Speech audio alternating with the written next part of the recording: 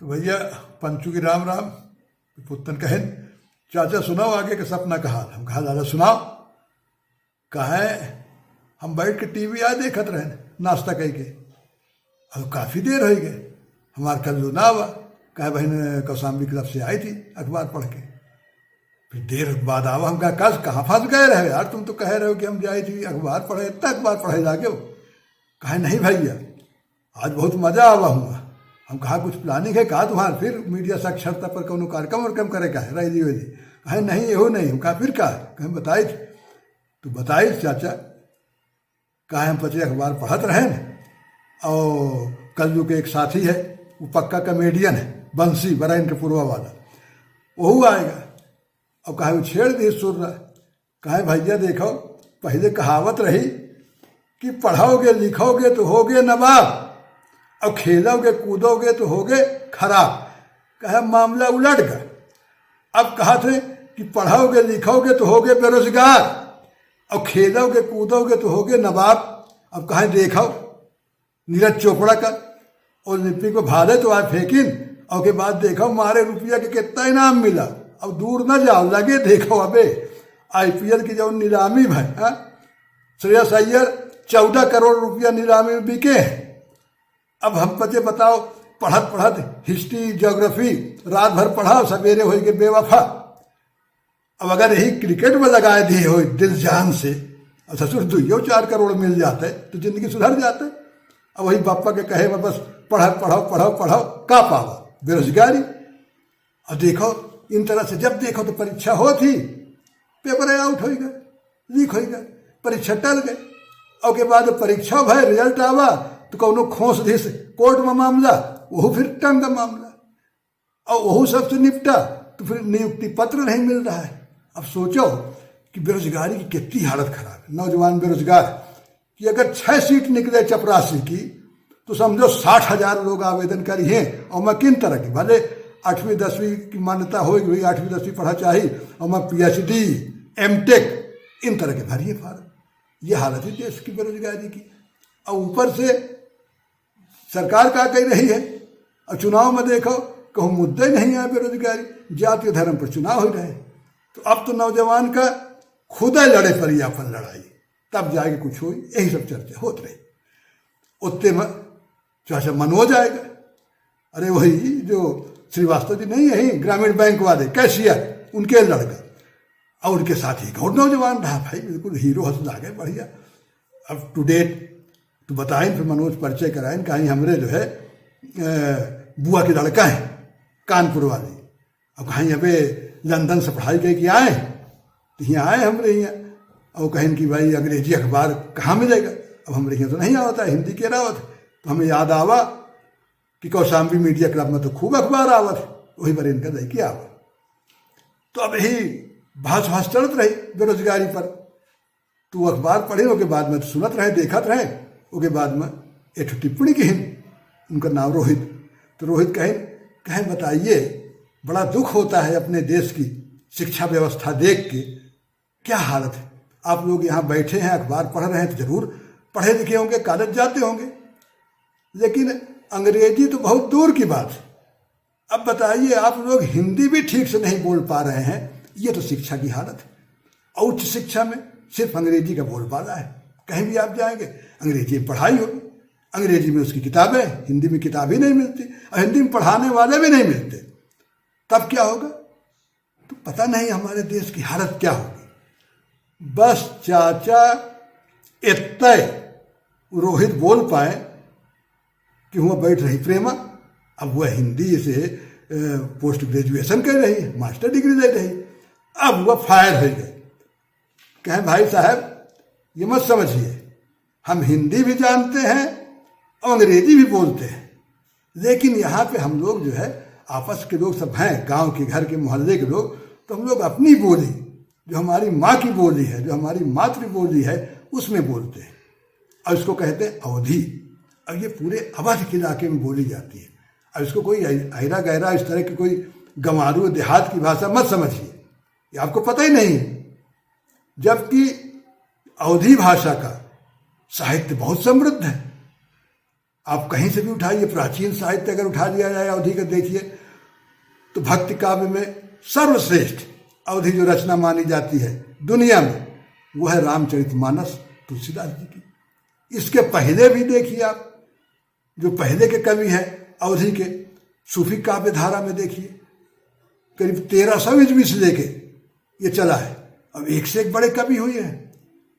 सर्वश्रेष्ठ माने जाते हैं जायसी पद्मावत, और उससे भी पहले रचना मानी जाती है दाऊद मुल्ला की चंद्रायन। फिर ये जो कौशाम्बी जिला है जिसका मुख्यालय मंझनपुर है, ये शायद मंझन कवि के नाम पर ही पड़ा होगा अगर खोज किया जाए तो। उनकी रचना है मधुमालती। उसके बाद कुतुबन कवि, उनकी जो है मृगावती, शेख निसार की यूसुफ जुलेखा, एक से एक बढ़िया उस पर सूफी मत पे ये काव्य रचनाएं हुई जिन बताया गया है भाई प्रेम के तत्व पर, प्रेम योग ज्ञान इनके बारे में बताया गया। अब इसको आप क्या कहेंगे, ये सब अवधि में। और इतने नहीं, बाद में भी अवधि में हुए। प्रताप नारायण मिश्र जी, अवधि में उनकी रचना रही। रमई काका का कितना बड़ा नाम था, वो अवधि में लिखते रहे हैं। बलभद्र पढ़ीस जी, उनका अवधि में रहा। इतने नहीं, आज भी और सोशल मीडिया के आ जाने के बाद तो अवधि के तमाम नए नए रचनाकार सामने आ गए हैं। कितने सोशल मीडिया पे, यूट्यूब पे अवधि ग्रुप बने हुए हैं, अवधि का प्रचार कर रहे हैं, अवधि की रचनाओं को सामने ला रहे हैं, नए नए जो कवि हैं उनको सामने ला रहे हैं। लगता है आपने कुछ देखा उखा नहीं है, इसीलिए आप इस तरह बोल रहे हैं। तो पहले अपनी कमी दूर करिए, उसके बाद फिर इसके बारे में बताइएगा अवधि के बारे में। अब देखिए अवधि के बारे में कितने अच्छे ग्रुप हैं कि अवधि का अर्धान पढ़िए, अमरेंद्र अवधिया जी का, वो काम कर रहे हैं। अवधि है, चिरई है, खरखैचा है, अवधि बानी है, और उसमें एक से एक बढ़िया कवि है। रफीक सद्दानी साहब देखिए मंच लूट लेते हैं जहाँ जाते हैं अवधि में, कविता में। और स्वर्गीय जुमई खान की रचना कथरी पढ़ के देखिए, क्या लाजवाब लिखा उन्होंने। और आज भी कवि है इस तरह के। मनोज मिश्र कप्तान की रचना सुनिए, देखिए, दिल खुश कर देती है। और गीतकार जो है, गाने वाले हैं सर्वेश त्रिपाठी कि हमका बप्पा ना ही पढ़ाएं और हमसे झौवन घास छुड़ाएं। अब लीजिए, अब इतने नहीं कि नए नए युवा कवि आ रहे हैं, युवा लेखक आ रहे हैं, कहानीकार आ रहे हैं। भारतेंदु मिश्र जी की कहानी देखिए अवधि में। तो कितनी चीजें हैं, इसको खराब कैसे माने? हमारी अपनी भाषा है, हमारी माँ की बोली से बोल रहे हैं, में क्या खराबी है? अंग्रेजी जानना सब कुछ थोड़ी है। अब चाचा लाग की कहीं ज्यादा न कही दे प्रेमा जोश माए के तो उत्ते मत रहम चचाएगे, बात संभाल ले। कहा हाँ प्रेमा तुम ठीक कहती हो, तुमसे सहमत है। और रोहित बात बिल्कुल सही है। भाई कोई भी भाषा हो, अंग्रेजी हो, फ्रेंच हो, चाइनीज हो, कोरियन हो, जापानी हो, कोई भाषा हो, भाषा तो दिलों को जोड़ती है ना। जो तोड़ने का काम है वो तो भाषा की राजनीति करती है, और जो भाषा की राजनीति चलाने वाले लोग हैं वो करते हैं। कोई भी भाषा साम्राज्यवादी नहीं होती। हाँ, साम्राज्यवादी जरूर भाषा का इस्तेमाल, अपनी भाषा का इस्तेमाल अपने साम्राज्य को बढ़ाने के लिए और शोषण के लिए करते हैं, उसमें भाषा का दोष नहीं। और भाषा भी कैसे बनती है? भाई भाषा भी बनती तो बोलियों से है ना। तमाम बोलियां हैं जिनकी लिपि तक नहीं आज विकसित हुई, लेकिन बोली है तो वो तो दिल से जो निकलती है, दिल को जोड़ती है। अब बोली जो है वो तो अल्हड़ नदी की तरह है, कोई बांध नहीं जानती, कोई नहीं जानती, अपना बहती रहती है। हाँ, विद्वान लोग फिर उसको व्याकरण के नियमों से और तमाम बांध करके व्यवस्थित करने के लिए भाई लिखने पढ़ने के लायक हो उसको भाषा बनाते हैं। लेकिन बोली तो दिल से निकलती है, दिल तक जाती है। तो कितनी बोलियां हैं जो आज जो है मर चुकी हैं, कितनी भाषा नष्ट हो चुकी है। भाई भाषा के विद्वान बताते हैं कि दुनिया में 6000 से अधिक भाषाएं, बोलियां हैं, और हर 2 हफ्ते में कोई ना कोई भाषा मरती है। और भाषा में रहता क्या है? जिस इलाके की भाषा होती है उस इलाके का भूगोल, इतिहास, संस्कृति, कला और वहाँ के आदमियों का जो ज्ञान है वो सब भाषा में रहता है। और वही भाषा के जरिए एक पीढ़ी से दूसरी पीढ़ी में आता है, अगर नई पीढ़ी में आता रहता है। तो अगर एक भाषा मरी तो कितना बड़ा ज्ञान का भंडार नष्ट हो जाता है कभी इसकी कल्पना की है किसी ने? और कितना हम खोते हैं। अब अगर वहीं पे हमने किसी भाषा बोली को बचाए रखा, बोल करके उसको जिंदा रखा, तो कितनी चीजें अगली पीढ़ी को मिल जाती। अब राजस्थान में कहते हैं ऊंट के लिए सैकड़ों शब्द है, जबकि हम हिंदी में जानते हैं ऊंट माने ऊंट। अब ऊंट की अलग अलग की जो वैरायटी है, ऊंट के अलग अलग के स्वभाव होते होंगे, उनकी जो गति होती होगी, उसके हिसाब से शब्द बने होंगे।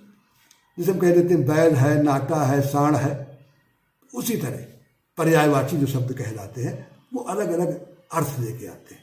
तो अगर वो भाषा अगर कोई मर जाती है तो कितना ज्ञान उसके साथ नुकसान हो जाता है। तो भाषा को बचाना, बोलियों को बचाना, उनको समृद्ध करना, ये भी अपना ही काम है, मानव जात का काम है। तो ये तो अच्छा काम है भाई। और किसी को ये कह देना कि अरे ये तो भाई गंवारू भाषा है, ये हमारी गांव की भाषा है, उसको हे दृष्टि देखना, ये तो अपनी अज्ञानता है और अपने पैर पर कुल्हाड़ी मारना है। तो हमको शर्म नहीं करनी चाहिए कि हम अवधी बोलें, हमको शर्म नहीं करनी चाहिए कि हम भोजपुरी बोल रहे हैं, हमको घबराना नहीं चाहिए कि हम जो है बागड़ी बोल रहे हैं, कौन कहेगा गंवार। नहीं, हमको उनकी समृद्धि के लिए भी काम करना चाहिए, तब भाषा मजबूत होगी। और ये हिंदी भाषा बनी कहाँ से भाई? ये तो गंगा जी की तरह है। अगर गंगा जी में सहायक नदियां ना हो, सोन नदी, ये तमाम नदियां, तो गंगा जी तो गंगोत्री कुछ किलोमीटर बाद खत्म हो जाएगी, कहाँ तक आएगी?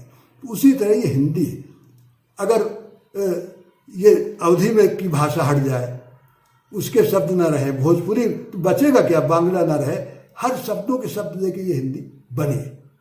तो इसलिए हमें जो है जो बोलियां हैं इनके लिए भी उसी तरह से मेहनत करना चाहिए। और एक अच्छी खबर बता दें, लो एक छोटा सा प्रयास शुरू हुआ है मीडिया डिक्शनरी का, अभी साल भर भी नहीं हुए, और देश की 21 स्थानीय बोली भाषाओं में ये मीडिया डिक्शनरी आ रही।